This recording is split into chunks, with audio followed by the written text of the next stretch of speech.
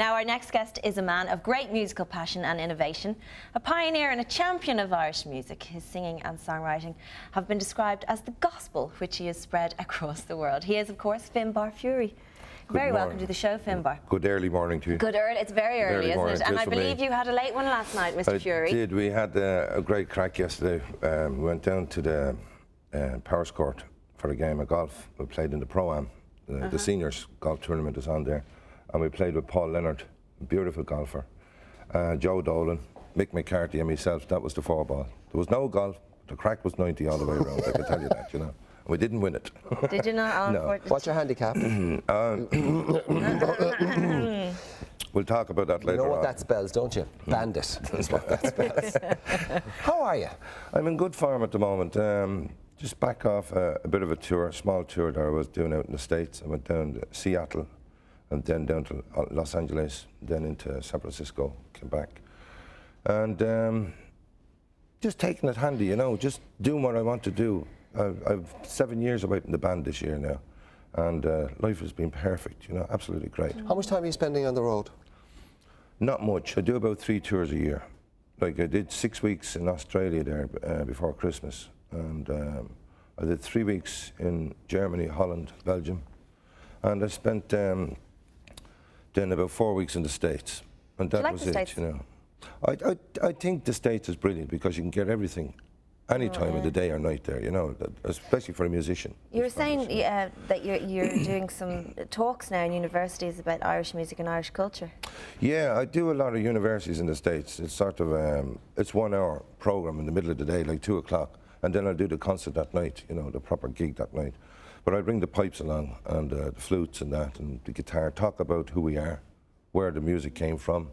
I actually do a program on the Irish famine, where I play the tunes, the melodies, and the poetry that I've written for it. I was telling you earlier on about, I was down in Nevada in California. There, I did 2 concerts it's the oldest theatre in California, this place.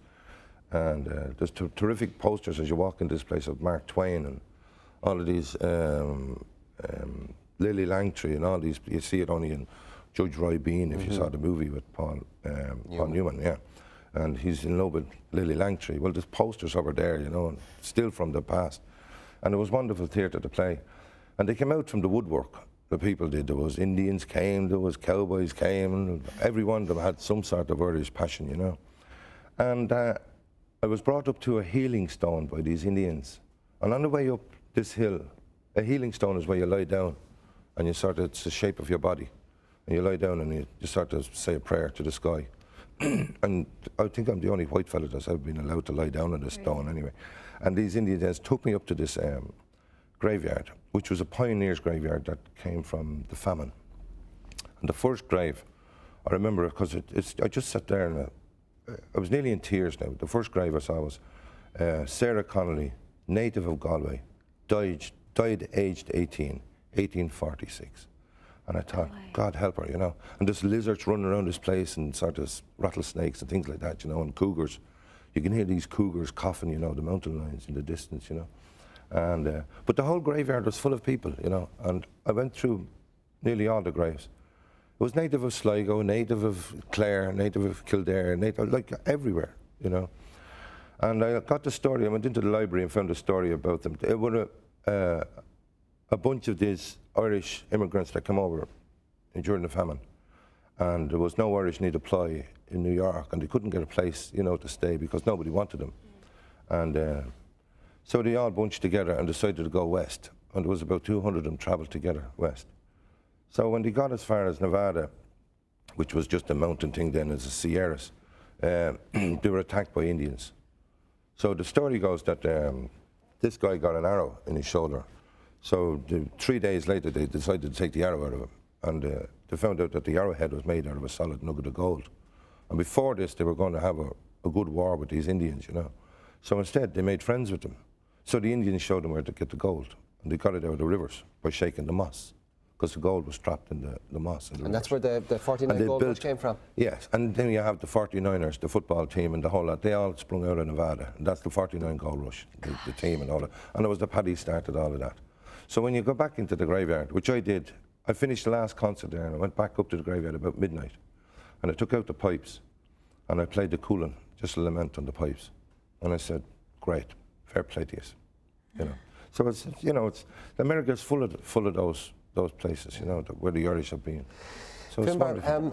Yeah, before you play a song for us, a good friend of yours and a good friend of the industry's died over the weekend. Jim Hand, he looked after you for a couple of years. Jim was great. I did. Jim, I suppose, we owe our whole life to Jim, our whole success, if you like, to Jim. Jim was one of the greatest PRO men of all time, and he was a very funny character.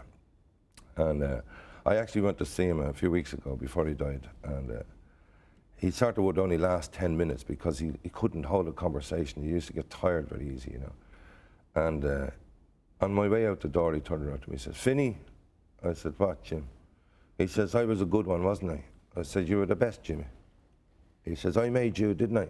I said, you did, Jim. I said, you made a lot more artists in this country too. He was brilliant.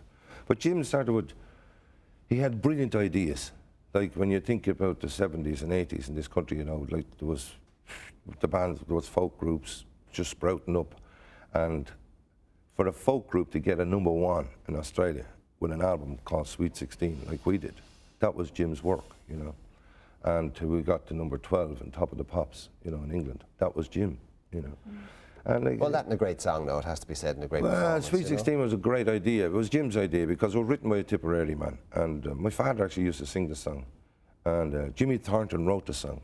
And I was humming it one night, and Jim says, God, you should record that. But it was too short, so I wrote the banjo piece for it. So I played the banjo, went in, produced it, arranged it, sang it with the band, went off to America, came back, was #1, and was number 12, I think, in the British charts.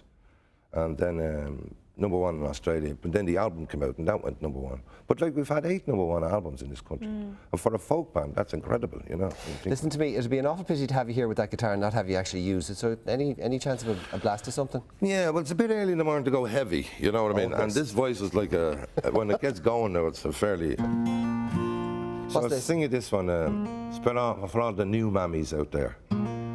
I remember going into the hospital to the Coombe and my wife gave birth to Finbar, our youngest baby. He's 9 now.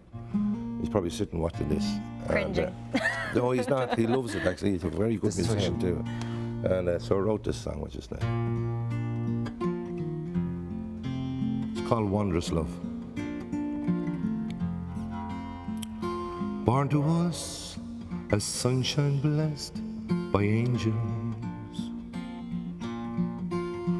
a perfect light of hope with eyes of innocence, wondrous love and tenderness. Thank you for this tiny bliss. I hear the cry of newborn life reaching for the world. I thank you for these feelings you have shown me. For you I know are hearts of all who love me. Wondrous love and tenderness, I thank you for.